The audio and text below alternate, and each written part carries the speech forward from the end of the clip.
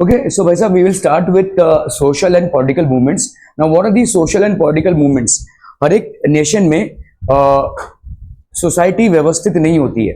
Society को व्यवस्था में लाने के लिए काफी सारे मूवमेंट्स होते हैं, ठीक है. और सोसाइटी में काफी सारे इवेल्स हो सकते हैं एक ही टाइम पे.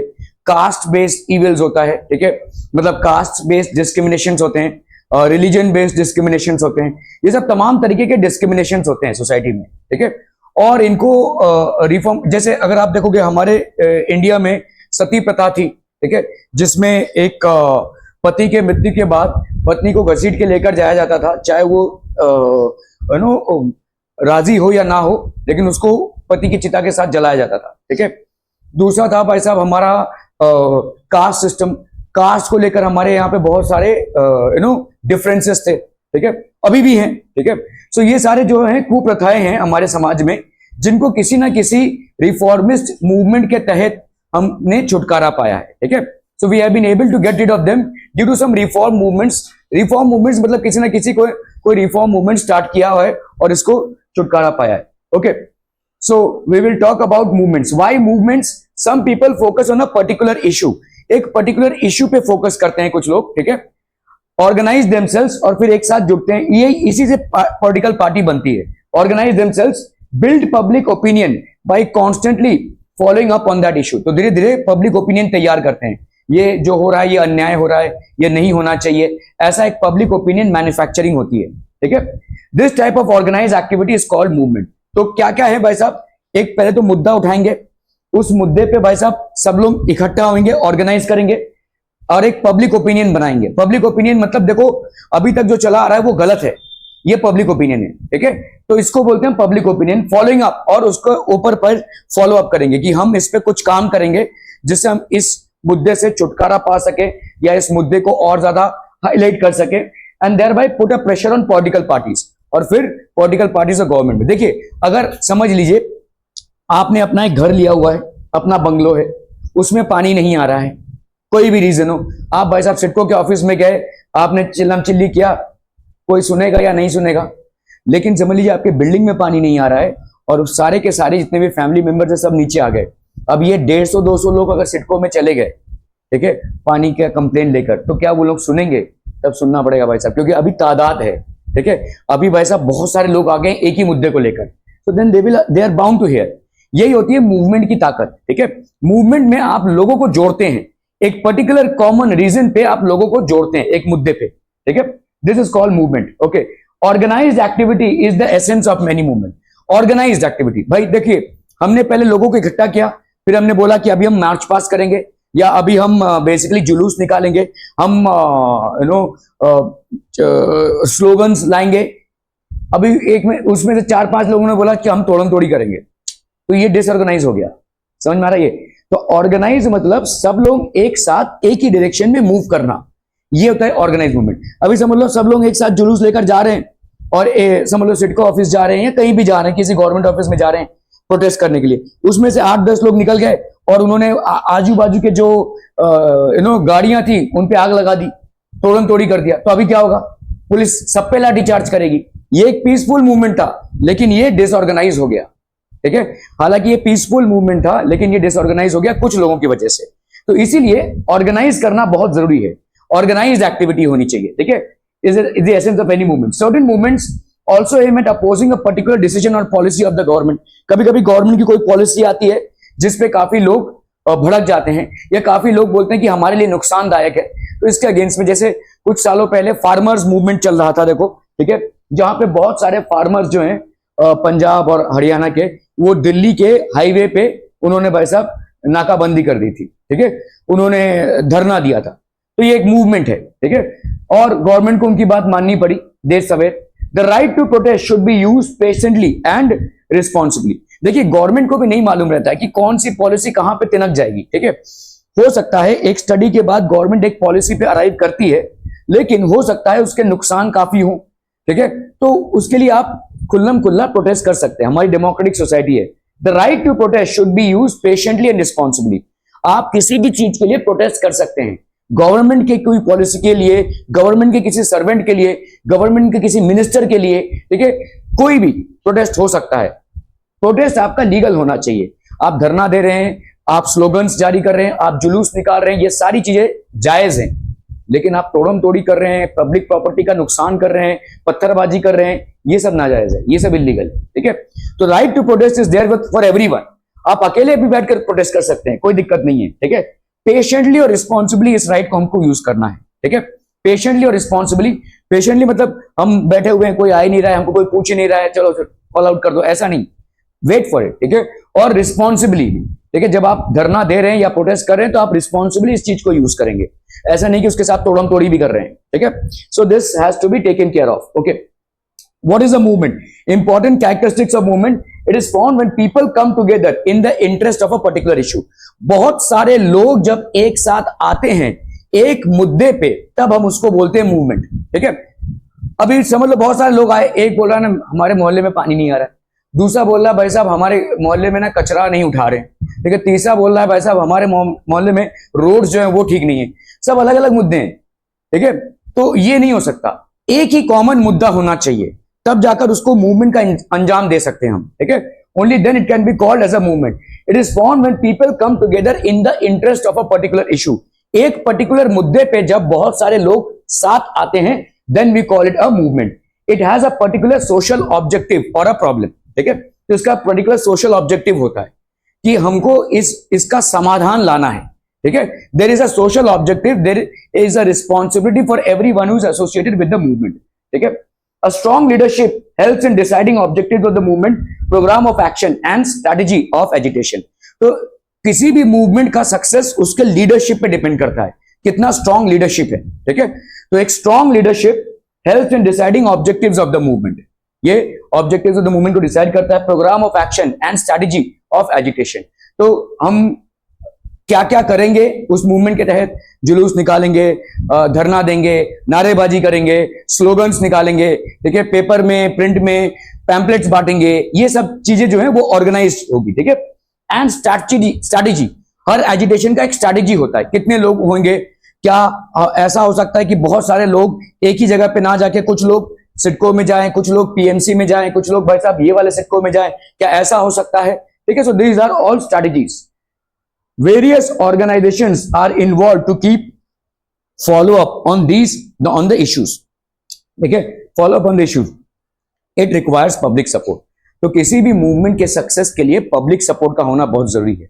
अगर पब्लिक सपोर्ट नहीं है तो वो मूवमेंट सक्सेसफुल नहीं हो सकता है। ठीक है, it requires public support. Movements increase the participation of people in functioning of the society. ठीक है, अदर मूवमेंट्स क्या क्या है भाई साहब? सोशल रिफॉर्म मूवमेंट्स होते हैं। सोशल रिफॉर्म मूवमेंट्स मतलब सोसाइटी में कोई ईवल है, बहुत दिनों से प्रचलित है, कोई कुप्रथा है, जैसे जातिवाद की एक प्रथा है जो कुप्रथा है। जैसे हम पहले था कि we will not drink water from lower caste people, और मतलब lower caste people would not be allowed to enter into cities, they should be only living on the outskirts of cities and villages. ठीक है, they will not be allowed to fetch water from the common wells, they would not be allowed to sit in the common parks. ये सब जो है इस तरह के कुप्रथाएं जो लागू थी वो सामाजिक कुप्रथाएं हैं, और इनके अगेंस्ट में भी मूवमेंट्स होती हैं, सोशल रिफॉर्म मूवमेंट्स बोलते हैं। Social reform movement example India's independence movement. ठीक है, इंडियाज इंडिपेंडेंस मूवमेंट भाई एक सोशल रिफॉर्म मूवमेंट था। सिर्फ अंग्रेजों से भारत को आजाद कराने का ही ऑब्जेक्टिव नहीं था। ठीक है, भारत को उन सारी कुप्रथाओं से भी आजाद कराने का भी ऑब्जेक्टिव था जो हमको बहुत बैकवर्ड ले जाती है। ठीक है, पॉलिटिकल एंड इकोनॉमिक मूवमेंट्स, तो कुछ मैंने पॉलिटिकल इकोनॉमिक मूवमेंट्स में जैसे स्वदेशी मूवमेंट। ठीक है, तो आपका जैसे स्वदेशी मूवमेंट कैसा था कि गांधी ने बोला या उस टाइम पे कि हम जितने भी फॉरेन गुड्स हैं उनको बॉयकॉट करें। फॉरेन गुड्स के बॉयकॉट करने से क्या होगा? ब्रिटिश कंपनीज को ठप हो जाएंगी, इनका धंधा चौपट हो जाएगा। ठीक है, क्योंकि ब्रिटिश कंपनीज क्या कर रही थी, हमारे यहां से कॉटन लेकर जा रही थी और वहां पे प्रोडक्शन करके फिर हमारे को ही बेच रही थी। तो अगर हम इस ब्रिटिश गुड्स के जो प्रोड्यूस होकर इंडिया में बेची जा रही है, इनको अगर हम बॉयकॉट कर दें, इनको अगर हम ना लें, तो इनका जो यहाँ पे मार्केट है वो कम से कम ठप हो जाएगा। ठीक है, सो ये आपका स्वदेशी मूवमेंट है। तो स्वदेशी इसीलिए गांधी ने भाई साहब चरखा चलाना सिखाया, ताकि आप अपने कपड़े खुद बुने instead of relying on Britishers, ताकि आप अपने कपड़े खुद बुने, ना कि ब्रिटिशर्स पे रिलाई करें। ठीक है, ओके चलिए भाई साहब, a movement is a private, personal, individual और कलेक्टिव एक्शन। है अमित, क्या होगा? कलेक्टिव, सब लोग इकट्ठा होते हैं ना। Dash keeps the movement active, fellowship, followups, leadership, society.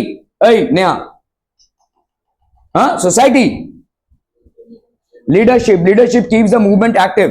ठीक है, किसी मूवमेंट का लीडर कैसा है। ठीक है, why movements need a strong leadership. आपके देखो 2022 में ये सवाल पूछा गया है, 2 मार्क्स का है। ठीक है, state whether the following statements are true and false, give reasons for your answer.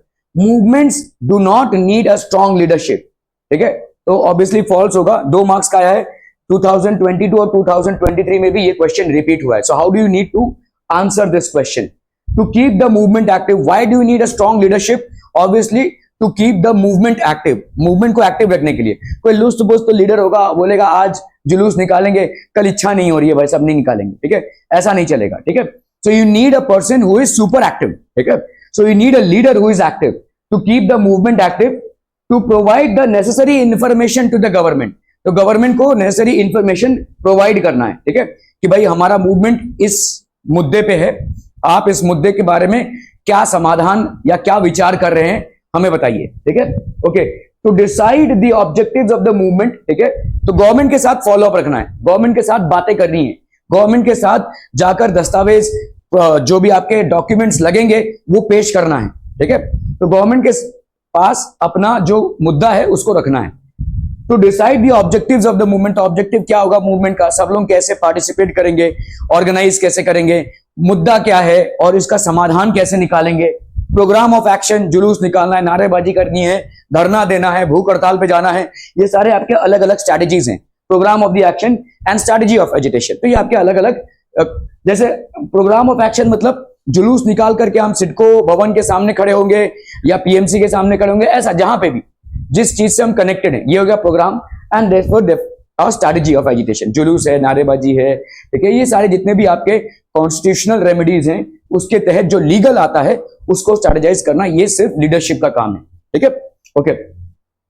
Important movements in India, tribal movement, Birsa Munda was basically, tribal movement क्या था, बिरसा मुंडा वाज एक्चुअली एक ट्राइबल थे और उस टाइम पे अंग्रेजों ने, ब्रिटिशर्स ने जितने भी फॉरेस्ट सोसाइटीज हैं, मतलब हम बहुत बड़े, हमारा एक जो हमारा जो इंडिया में एक बहुत बड़ा समुदाय फॉरेस्ट पे डिपेंडेंट था। फॉरेस्ट के फ्रूट्स, फॉरेस्ट का एग्रीकल्चर, फॉरेस्ट के क्रॉप्स, ठीक है, ये सब पे, फॉरेस्ट पे जो एनिमल्स हैं, तो ये लोग फॉरेस्ट में जाते थे और इन सब चीजों की हंटिंग करते थे। लेकिन ब्रिटिशर्स ने इसको बंद करवा दिया, पूरा बंद करवा दिया। ठीक है, सो बिरसा मुंडा एक्चुअली वाज अ रेबेलियन। इन्होंने बोला कि ब्रिटिशर्स होते कौन है, हमारी जमीन से हमको उखाड़ फेंकने के लिए। ठीक है, so we will protest against it. So Birsa Munda was the leader. ठीक है, ट्राइबल मूवमेंट था, important demands, accept the right of tribals over forest. तो इन्होंने बोला भाई ट्राइबल्स, हम यहाँ पे सदियों से फॉरेस्ट को यूज करते आए हैं, हमारा चलता आया है, अचानक से आप हमें फॉरेस्ट से ही उखाड़ फेंकेंगे तो ये दिस इज इलीगल। तो accept the rights of tribals over forest. उन्होंने बोला कि भाई हमारा राइट्स एक्सेप्ट कीजिए। Permission to collect products of forest and to have a right to cultivate on forest land. तो इन्होंने ये सारी मांगे गवर्नमेंट के पास रखी कि हमको परमिशन दीजिए कि हम फॉरेस्ट के प्रोडक्ट्स को कलेक्ट करें। सूखी लकड़ियां हो गई, जंगली फल फूल, ठीक है, जड़ी बूटियां हो गई, आपके भाई साहब जंगली जानवर, इन सब चीजों पे हमारा हक था और हक रहना चाहिए। ठीक है, permission to collect products of forest and to have a right to cultivate on forest land. और अभी हम बहुत सालों से इस फॉरेस्ट लैंड पे कल्टीवेशन करते आए हैं, अचानक से अगर आपने बंद कर दिया तो हमको कोई दूसरा जगह भी तो नहीं दिया है, हमारा जीवन कैसे चलेगा।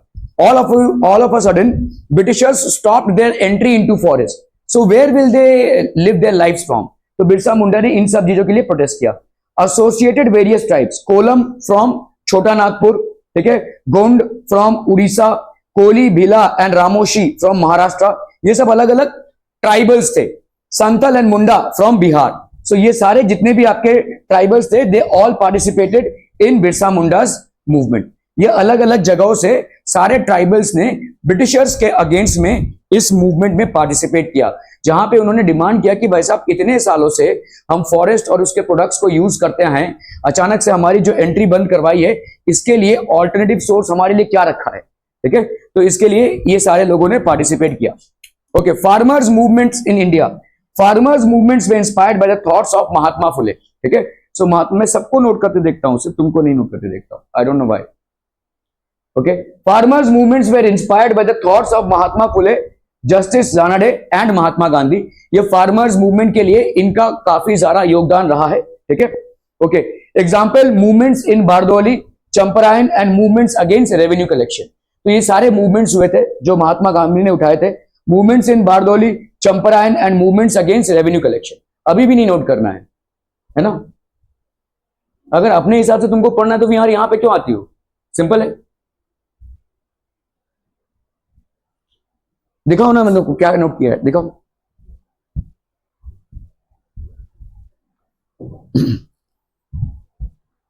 बस दो चीजें नोट की हैं यहाँ पे। बिरसा मुंडा के बारे में कोई नोटिंग नहीं है, लीडरशिप के बारे में कोई नोटिंग नहीं है, कुछ भी नोट नहीं किया है तुमने।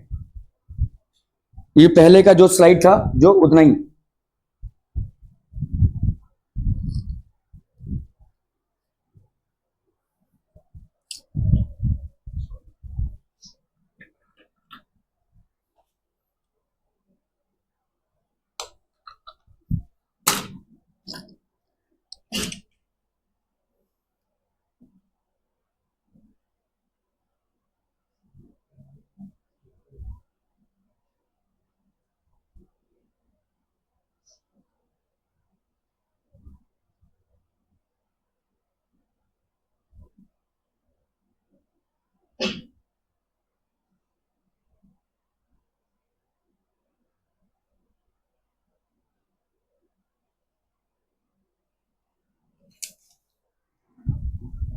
इसमें कल पापा मम्मी का साइन करा के लेके आना, ठीक है।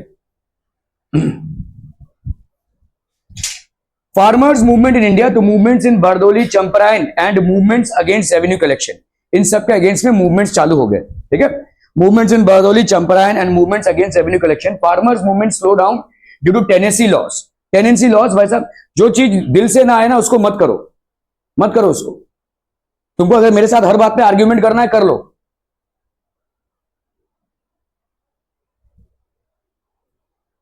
Farmers movement slow down due to tenancy laws relating to tilting of land etcetera. तो इसमें फार्मर्स मूवमेंट हुए, ठीक है। Movements in Bardoli, Champaran and movements against revenue collection, इन सब पे पैसा बहुत भारी भरकम मूवमेंट होने लगा। In fact Gandhi started his movements from Champaran. Champaran was basically a place in Bihar, ठीक है। वहां से चंपारण मूवमेंट हुआ और गांधी ने वहां से अपना मूवमेंट स्टार्ट किया, ठीक है। After green revolution farmers movement became more active and effective. Green revolution क्या था? हमारे इंडिया में बेसिकली फूड क्राइसिस चल रहा था और बहुत सालों से चल रहा था। It was basically applicable for many years, ठीक है। फूड क्राइसिस इसलिए क्योंकि हमारे छोटे छोटे जो फार्मर्स थे वो जो क्रॉप्स कल्टीवेट करते थे वो डिजीजेस से इंपैक्ट हो जाते थे, ड्राउट से इंपैक्ट हो जाते थे, फेमिन से इंपैक्ट हो जाते थे, जिसके चलते हमारे इंक्रीजिंग पॉपुलेशन के लिए कभी भी पर्याप्त मात्रा में खाना नहीं मिलता था। इसीलिए ग्रीन रेवोल्यूशन आया। ग्रीन रेवोल्यूशन के चलते हमने हाइब्रिड क्रॉप्स कल्टीवेट करना चालू किया, मैकेनाइज फार्मिंग चालू किया, ठीक है। मैकेनाइज फार्मिंग मतलब बहुत बड़े पैमाने पे ट्रैक्टर्स वगैरह लाकर हमने फार्मिंग वगैरह चालू की, ठीक है। तो ये सारी चीजें चालू की हमने ग्रीन रेवोल्यूशन में, ठीक है। Okay, green revolution did not benefit the poor farmers, this led to the beginning of farmers movement. तो इसमें भाई साहब फार्मर्स मूवमेंट चालू हुआ। Demands, appropriate price for agricultural products. तो एग्रीकल्चरल प्रोडक्ट्स के लिए अप्रोप्रिएट प्राइस, ठीक है, ये आपका डिमांड था ग्रीन रेवोल्यूशन में। Agriculture to be treated as an industry, agriculture को इंडस्ट्री का दर्जा दिया जाने लगा, ठीक है। एग्रीकल्चर को इंडस्ट्री का दर्जा दिया जाने लगा मतलब क्या हो गया? एक बहुत बड़े पैमाने पे प्रोडक्शन हो रहा था, ठीक है। तो इसीलिए एग्रीकल्चर को इंडस्ट्री का दर्जा दिया जाएगा, ठीक है।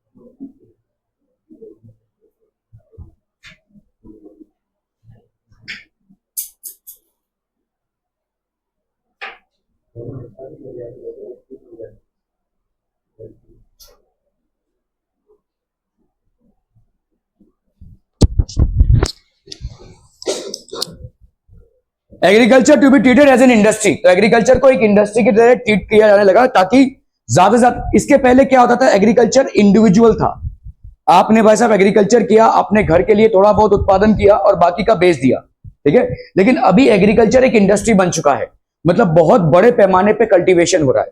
जैसे कपड़ा बुनना, अपने लिए कपड़ा बुनना और एक पूरे इंडस्ट्रियल लेवल पे मैन्युफैक्चरिंग करना, इनमें दोनों में डिफरेंस है। तो agriculture began to be treated as an industry, एक बड़े दर्जे पे इंडस्ट्री के हिसाब से ट्रीट होने लगा। Accepting recommendations of Swaminathan commission, तो स्वामीनाथन कमीशन भाई साहब एक कमीशन थी जिसने इंडिपेंडेंटली एग्रीकल्चर पे रिसर्च किया था कि किस तरह से हम अपने फूड रिक्वायरमेंट्स को पूरा कर सकते हैं, ठीक है। जैसे क्या ऑप्टिमम सीड्स होंगी, क्या बेस्ट सीड्स होंगी, कैसे हमारा एनिमल हस्बेंड्री बेसिकली एग्रीकल्चर को और ज्यादा बढ़ा सकता है, ये सारी चीजों पे स्वामीनाथन कमीशन की रिसर्च रिपोर्ट थी।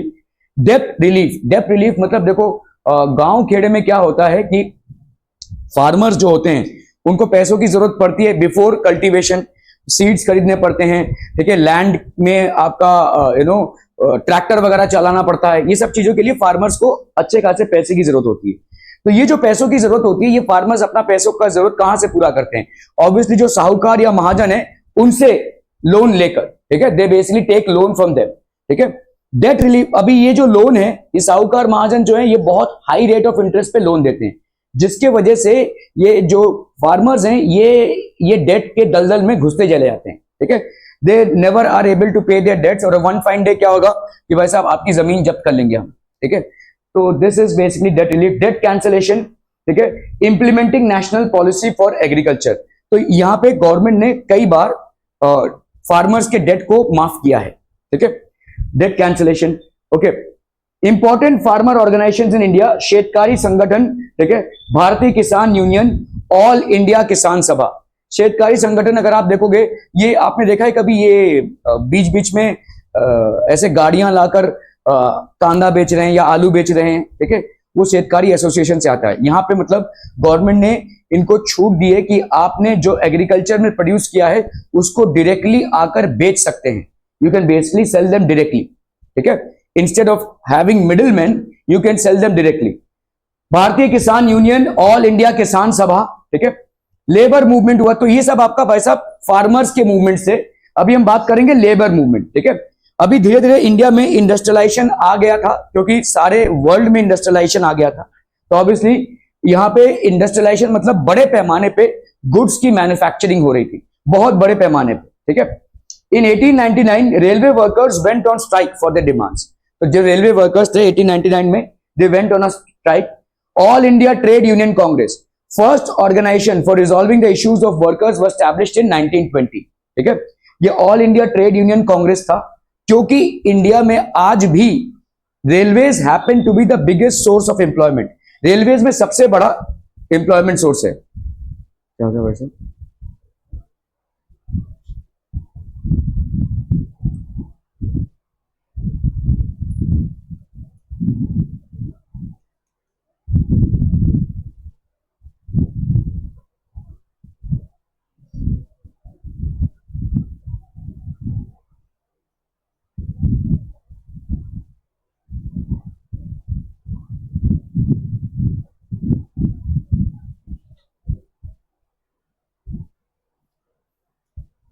ठीक है, तो रेलवेज अभी भी सबसे बड़ा सोर्स है एम्प्लॉयमेंट प्रोवाइड करने का, ठीक है।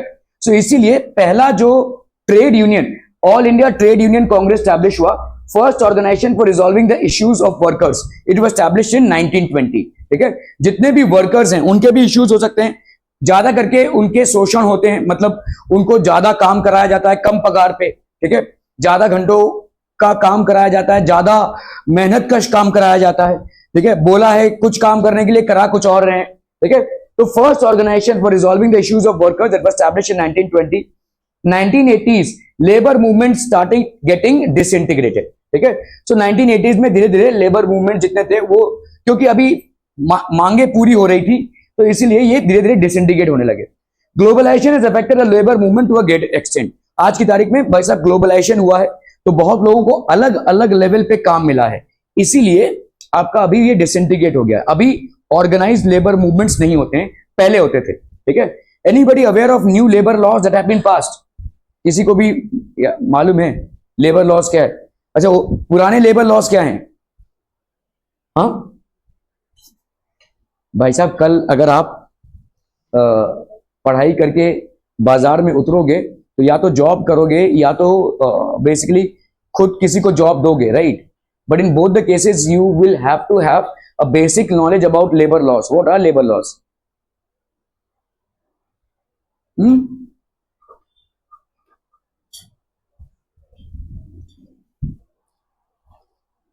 लेबर लॉज में, पुराने जो लेबर लॉज थे उसके हिसाब से आपके 9 घंटे की ड्यूटी होती है, ठीक है, मंडे टू सैटरडे, एक दिन का आपको ऑफ मिलना जरूरी है, ठीक है। अभी नए लेबर लॉज के हिसाब से आपकी 14 घंटे की ड्यूटी है, ठीक है। एक्चुअली 12 से 14 घंटे की ड्यूटी है, लेकिन आपका 3 दिन वीकली ऑफ है। अगर किसी कंपनी ने आपको साइन करवाया कि आपका 12 से 14 घंटे ड्यूटी रहेगा और 3 दिन वीकली ऑफ है, तो वो एब्सोल्युटली राइट है, ठीक है। आप चैलेंज नहीं कर सकते 9 से 14 पे कैसे आप पहुंच गए, ठीक है, क्योंकि 3 दिन का वीक ऑफ है। मतलब पहले तो सिर्फ संडे वीक ऑफ होता था, अभी तो बहुत सारे ऑर्गेनाइजेशंस में सैटरडे संडे हो गया है। अभी आप कोई एक और दिन प्लस सैटरडे संडे, इन 3 दिन का वीक ऑफ ले सकते हैं, ठीक है। सो ये नए लेबर लॉस आ चुके हैं, ठीक है। आप जैसे ही किसी कल कंपनी में काम करने जाएंगे, आपको जो पहला चीज साइन करवाया जाएगा वो है आपका कॉन्ट्रैक्ट, ठीक है। कॉन्ट्रैक्चुअल ऑब्लिगेशन होता है, उस पर आपको साइन करना रहता है, ठीक है। Okay, problems face by Indian workers, unstable employment conditions, ठीक है। आपके अनस्टेबल एम्प्लॉयमेंट कंडीशंस हैं, ठीक है, इंडियन वर्कर्स का। अनस्टेबल एम्प्लॉयमेंट कंडीशंस मतलब ये स्टेबल कंडीशंस नहीं है, ठीक है। अनस्टेबल मतलब क्या हो जाएंगे, आज नौकरी है, आज कामकाज है, आज पैसा है, कल शायद ना रहे, ठीक है। इस तरीके का अनस्टेबल एम्प्लॉयमेंट कंडीशंस है। कॉन्ट्रैक्ट लेबर मतलब समझते हैं, जब तक काम है तब तक भाई साहब पैसा देंगे आपको, उसके बाद रफा दफा, ठीक है। इसको अपन कॉन्ट्रैक्ट लेबर बोलते हैं। आपके ज्यादा करके काम इंडिया में कॉन्ट्रैक्ट लेबर पे होता है। जैसे ये देखो, यहाँ पे सामने एक कॉलेज बन रहा है, ठीक है। यहाँ पे जितने भी लेबरर्स लोग थे ये सब कॉन्ट्रैक्ट पे थे, अभी बन गया तो जाओ छुट्टी, ठीक है, तो इन्हें बैठकर खिलाने वाले हैं, ठीक है। तो ये है आपका कॉन्ट्रैक्ट लेबर। इंडिया में आप देखेंगे 80 to 85% काम जो आपका आजू बाजू होता है वो कॉन्ट्रैक्ट लेबर पे होता है। कोई रास्ता बन रहा है, कोई ब्रिज बन रहा है, कोई बिल्डिंग बन रही है, ये सारे आपके कॉन्ट्रैक्ट लेबर्स पे होते हैं, ठीक है। All these are basically contract labours. Contract labour का ये एक प्रॉब्लम है कि आज तो काम है लेकिन कल की अनिश्चितता है, कल है कि नहीं ये नहीं मालूम, ठीक है। ये कॉन्ट्रैक्ट लेबर होता है। Unstable employment conditions, unstable employment conditions, अभी जैसे तिवारी जी भाई साहब आ रहे हैं, इनको एक जॉब दिया गया है एक कंपनी में, हाँ चलिए ये 9 से 5-6 बजे तक जॉब है, ये काम कर रहे हैं। अचानक से इनको बोला गया कल दिल्ली जाना पड़ेगा भाई साहब, कल आपका पोस्टिंग दिल्ली में, कल से आप दिल्ली में काम करेंगे। क्या करेंगे ये? तो मतलब दूसरी नौकरी ढूंढेंगे, उसका टाइम ही नहीं मिला, उसके पहले दिल्ली, ठीक है। फिर अभी वहां पे बसना है, वहां पे भाई साहब फैमिली को लेकर जाना है या खुद अकेले जाएंगे, ये क्या करेंगे, ये पूरे कंफ्यूजन में आते हैं, ठीक है। सो इस तरीके की unstable unemployment conditions, employment condition थे। लोगों को मालूम है तुम नहीं करोगे कोई और करेगा, है ना, तुमको नहीं करना, ठीक है भाई तुम आ जाओ, ठीक है आप जाइए, आपको कंपनी से छुट्टी कर देते हैं, ऐसा, ठीक है। सो इस तरीके के, क्योंकि हमारे यहाँ पे भीड़ कम नहीं है, हमारे यहाँ पे हर दूसरा इंसान तैयार है नौकरी लेने के लिए, तो आप नहीं तैयार हैं तो कोई और करेगा, ठीक है। So this is how unstable employment conditions are, ठीक है। फाइनेंशियल इनसिक्योरिटी, तो एक और जो इंडियन वर्कर्स का है वो है फाइनेंशियल इनसिक्योरिटी का। Now what do you mean by financial insecurity? Financial insecurity में मतलब क्या होती है कि आपका कोई सिक्योरिटी, जैसे जो अनऑर्गेनाइज सेक्टर होता है, अक्सर आप देखेंगे जैसे लोग एक दूसरे को फोन करे, अरे पैसा नहीं मिला, अरे पैसा नहीं मिला, अरे पैसा कब पेमेंट कर रहे हैं, ये वो, तो ये आपका फाइनेंशियल इनसिक्योरिटी है। ज्यादा करके हमारा जो सोसाइटी है वो क्रेडिट पे चल रहा है, ठीक है। काम हो गया भाई साहब, वेंडर्स लोग पैसों के लिए कॉल कर रहे हैं, ठीक है। सो दिस इज बेसिकली एक फाइनेंशियल इनसिक्योरिटी है, this is called financial insecurity. हम चाहे जितना भी कर लें तो यहाँ पे हमारा इंडिया में काफी बड़े पैमाने पे फाइनेंशियल इनसिक्योरिटी है। क्या बोल रहे हैं? क्या क्या?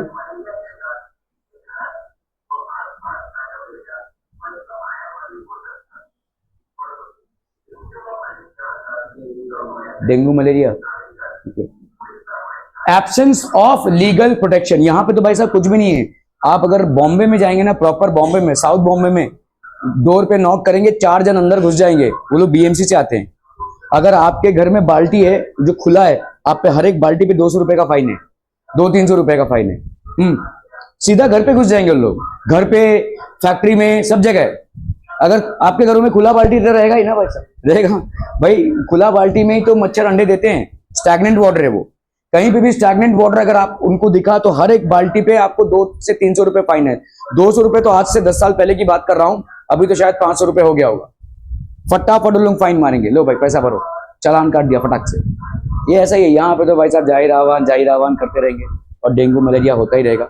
एक्चुअली में स्टैग्नेंट वाटर में they lay their eggs, that's where they breed. Flowing water में नहीं होते हैं, इसलिए अगर स्टैग्नेंट वाटर को आप ढक के रखते हैं तो उसमें नहीं होगा, ठीक है। तो जहां पे भी आप पानी को स्टोर करते हैं, दैट शुड बी कवर्ड। तो एब्सेंस ऑफ, तो ये आपका हो गया भाई साहब एब्सेंस ऑफ लीगल प्रोटेक्शन। ज्यादा करके कोई लीगल प्रोटेक्शन है नहीं। मैंने किसी का काम किया, मेरे को पैसा मिलना था, वो पार्टी पैसा नहीं दे रही है, अभी मेरा उसके ऊपर क्या दावा है? How can I legally fight my case? ठीक है। जनरली लोग गिव अप कर देते हैं, अरे छोड़ो यार दूसरा काम ढूंढ लेते हैं, पैसे आ जाएंगे। अब क्या करें अगर नहीं मिल रहा है तो, ठीक है।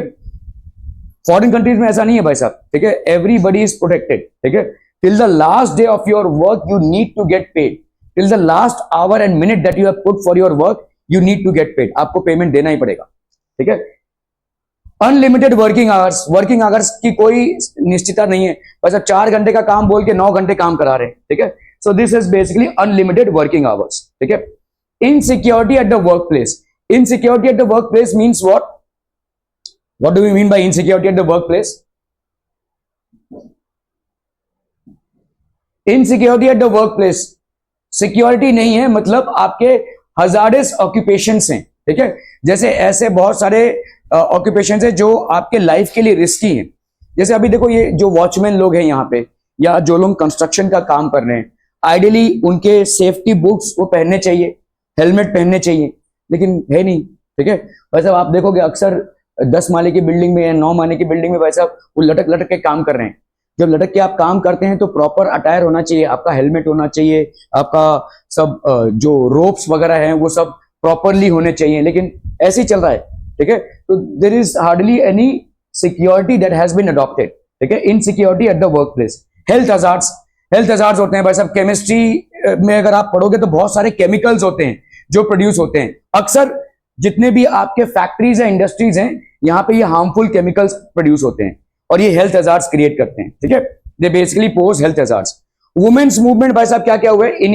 Initiated by the progressive men in India during the pre independence period. और इनमें बहुत सारे लोग आए थे, जैसे आपके राजा राम मोहन रॉय, ठीक है, Mahatma Jyotirao Phule, then we have ईश्वर चंद्र विद्यासागर। अलग अलग कॉजेस को इन्होंने पुटअप किया वुमेन के लिए, ठीक है। Eliminating injustice and ending exploitation, help them to lead a respectful life, participate actively in social life। तो कौन कौन से भाई साहब, जैसे मैंने आपको बताया ईश्वर Chandra Vidyasagar, he basically took up the cause of widow remarriage।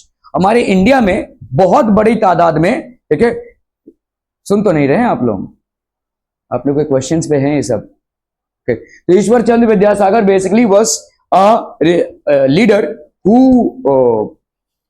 fought for the case। तो पहले के जमाने में होता क्या था कि बहुत बड़ी तादाद में विधवाएं होती थी। अभी पहले के जमाने में राजा महाराजाओं में लड़ाइयां हो रही हैं, तो ऑब्वियसली बहुत सारे सैनिक मारे जाते थे, तो इससे बहुत सारे विधवाएं हो जाती थी। दूसरा कारण क्या था कि भाई जो अधेड़ उम्र के लोग हैं वो जनरली छोटी लड़कियों के साथ शादी कर देते, ठीक है, क्योंकि शादी कराने के टाइम पे पेरेंट्स के पास पैसे नहीं होते थे दहेज देने के लिए। तो ऑब्वियसली कोई बूढ़ा अगर उनकी बेटी को शादी कर रहा है तो जाने दो, ठीक है, ऐसा था। अभी बूढ़ा दो दिन बाद टपक जाएगा भाई साहब, तो ये तो ताउम्र के लिए विधवा हो जाएगी। 10-12 साल में लड़कियों की शादी हो जाती थी और उसके बाद इनका चालू होता था विधवा लाइफ। विधवा life was very cursed life, ठीक है। इसमें आप भाई साहब किसी सेरेमनी में पार्टिसिपेट नहीं कर सकते हैं पूरी उम्र के लिए। आप कोई भी रिलीजियस फंक्शन अटेंड नहीं कर सकते हैं। आप हमेशा वो तला हुआ खाना खा ही नहीं सकते, ठीक है। आपको मतलब बॉइल्ड चीज ही खानी पड़ेंगी, ठीक है। तो ऐसा था, 1 टाइम या 2 टाइम ही शायद खाना होता था, 4 टाइम खाना भी नहीं है, ठीक है। तो बड़ा ही बेकार सा लाइफ हो जाता था, ठीक है, विधवाओं का। तो Ishwar Chandra Vidyasagar basically propagated that all widows should be allowed और given the permission to remarry. तो विडो रीमैरिज का कॉज इन्होंने दिया, ठीक है। Raja Ram Mohan Roy, he was basically the founder of Brahmo Samaj. इन्होंने ब्रह्मो समाज की स्थापना की और अकॉर्डिंग टू ब्रह्मो समाज ये सती जो है ये एक कुप्रथा थी जिसका पूरा पूरा निवारण होना चाहिए हमारे सोसाइटी से, और इन्होंने इसके बारे में बहुत बड़ा काम किया है। ठीक है, सती को एराडिकेट किया। महात्मा ज्योतिराव फुले, लड़कियों के एजुकेशन पे इनका बहुत बड़ा योगदान रहा है। ठीक है, तो फीमेल चिल्ड्रन के जो एजुकेशन जो रुका हुआ था उसको इन्होंने चालू किया। ठीक है, ताराबाई शिंदे, महात्मा ज्योतिराव फुले, सावित्रीबाई फुले, इनका भी महाश्री दोंदो केशव कारवे, इन सब का भाई साहब वुमेन के रिलेटेड बहुत सारे महत्वपूर्ण योगदान है। पंडिता रामाबाई, ठीक है, रामाबाई रानडे, ठीक है, all these were basically different reformers who had played or given a major contribution for reforms for women। ठीक है, रिफॉर्म्स क्या कहते हैं भाई साहब? Eliminating injustice against women, ending women's exploitation, ending the practice of sati and child marriage. तो पहले के जमाने में भाई साहब 10-12 साल की उम्र में एक लड़की की शादी लगभग हो जाती थी और ये लड़की के लिए काफी ज्यादा खतरनाक हुआ करता था, specially when she was about to deliver a child. Most of them used to die, क्योंकि बॉडी उस टाइम पे तैयार नहीं होती है रिप्रोडक्शन के लिए। ठीक है, तो इसीलिए अभी उस टाइम पे भाई साहब फिक्स किया गया एज। अभी तो आपका एज फिक्स्ड है, 18 साल की उम्र कम से कम होनी चाहिए लड़की की और 21 साल की पुरुष की। ठीक है, so these are things that need to be there. Encouraging widow remarriage, widow remarriage का कॉज ईश्वर चंद्र विद्यासागर ने लिया था। एनकरेजिंग वुमेन एजुकेशन, तो महात्मा ज्योतिराव फुले, इन्होंने भी वुमेन एजुकेशन पे काफी बड़ा कंट्रीब्यूशन किया है। ठीक है, सो ये सारे रिफॉर्म्स आए। Right to vote for women, पहले भाई साहब वुमेन को राइट टू वोट नहीं था। अभी अगर वुमेन को ही राइट टू वोट नहीं है, so obviously they will not B voting for any of their causes. ठीक है, तो ये सारी चीजें हो गई। एनवायरमेंट मूवमेंट्स, अभी आज की तारीख में भाई साहब ये बहुत इंपॉर्टेंट होता जा रहा है। जैसे एक टाइम था जब आपके लिए समाज इंपॉर्टेंट था, अभी भी है, ठीक है, बट हमारे समाज में अभी एनवायरमेंट रिलेटेड इश्यूज बहुत ज्यादा हैं। तो फॉर एग्जांपल अगर आप देखोगे हमारे टाइम पे कोई भी किताब में, चाहे वो हिस्ट्री हो, चाहे ज्योग्राफी हो, चाहे साइंस हो, उसमें एनवायरमेंट रिलेटेड कुछ भी नहीं था। लेकिन आज की तारीख में आप 5th 4th 3rd की किताब भी अगर उठा लेंगे, राइट फ्रॉम ईवीएस, ठीक है, वहां से भाई साहब एनवायरमेंट रिलेटेड चैप्टर्स एक ना एक रहेगा ही, एक क्या एक से ज्यादा ही रहेगा। ज्योग्राफी पे रहेगा, फिर भाई साहब आपके साइंस में रहेगा, ये सब एनवायरमेंट रिलेटेड चैप्टर्स होंगे ही होंगे। ठीक है, क्योंकि एनवायरमेंट हमारे लिए एक कंसर्न बनता जा रहा है और अगर हमने इस चीज को एक बहुत छोटी सी उम्र में ही लोगों के अंदर डाला तो maybe we will see the results. ठीक है, but environment is becoming a big concern. So protection of biodiversity, protecting different sources of water, अलग अलग जो वाटर के सोर्सेज हैं इनका प्रोटेक्शन करना। ठीक है, protection of forest, protection of green belt, protection of forest, protection of green belt, जो ग्रीन बेल्ट है उसका प्रोटेक्शन करना। ठीक है, ये सारी चीजें का बहुत इंपॉर्टेंट हो जाता है।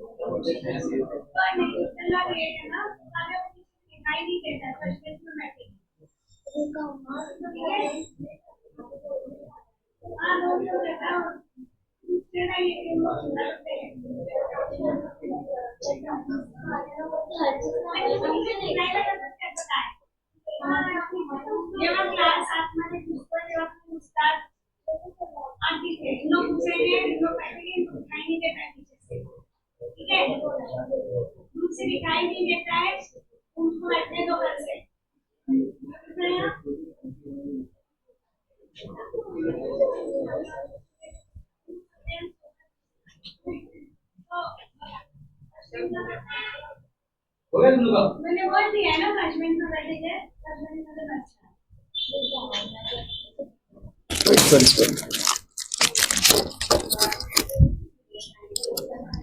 सो ये सारी चीजें भाई साहब आपके protection of biodiversity, protecting different sources of water, protection of forest, protection of green belt, preventing pollution of reverse because of the use of chemicals. तो काफी सारे केमिकल्स बहुत भारी मात्रा में यूज होने लगे जिसकी वजह से पोल्यूशन बढ़ने लगा। ठीक है, okay. Waterman of India doctor Rajendra Singh, इनका कंट्रीब्यूशन क्या था about water revolution in Rajasthan. Rajasthan जो हमेशा वाटर स्केर्सिटी से सफर करता है, उस ऐसे प्रांत में इन्होंने वाटर को मुहैया कराया।